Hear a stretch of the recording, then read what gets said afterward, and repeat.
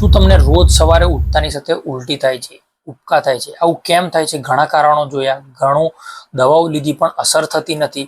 તો આપણે આજે અહીંયા જાણશું કે એના કારણો શું છે. 2-5 કારણો છે તે આપણે ડિસ્કસ કરશું.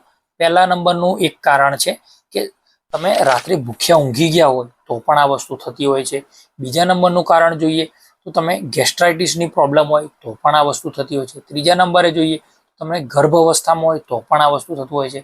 ચોથા નંબરનું કારણ જોઈએ હોર્મોનલ ઇમ્બેલેન્સ, અને પાંચમા નંબરનું આપણે કારણ જોઈએ તો એ છે એસિડ પેટમાં વધારે થવું. હવે આ બધું તો થઈ ગયું. હવે ઘરેલું ઉપાય શું તે આપણે જાણીએ. ઘરેલું ઉપાયમાં એક વસ્તુ કરવાની છે કે તમે 1 ચમચી લીંબુનો રસ, 1 ચમચી આદુનો રસ અને ચપટી જેટલું મીઠું લઈને એને પીશો તો પણ તમને આરામ થશે.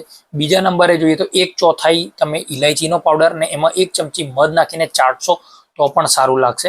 અને ત્રીજા નંબરે જોઈએ તો સવારે ઉઠીને સારો એવો હર્યો ભર્યો નાસ્તો કરવો જરૂરી છે, બરાબર. ઓટ્સની સાથે ફ્રૂટ્સ કે એવું કહી લેશો તો પણ તમને આ પ્રોબ્લેમ નહીં થાય, બરાબર.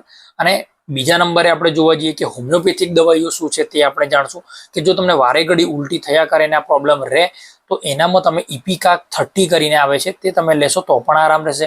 અને બીજા નંબરની એસિડિટી વધારે રહે તો નક્સવામિકા 30 લેશો તો પણ તમને આરામ રહેશે. જો આ વસ્તુઓ તમને 5-6 દિવસ સુધી કન્ટિન્યુ રહે તો તમે આનો નિઃશુલ્ક હોમિયોપેથિક ડોક્ટર જોડે તમે તપાસ કરાવો, કાં તો કોઈ બી સારા એવા ડોક્ટર જોડે તપાસ કરાવો અને આની ઘરેલું વારે ઘડી ઉપાય કરશો નહીં, બરાબર.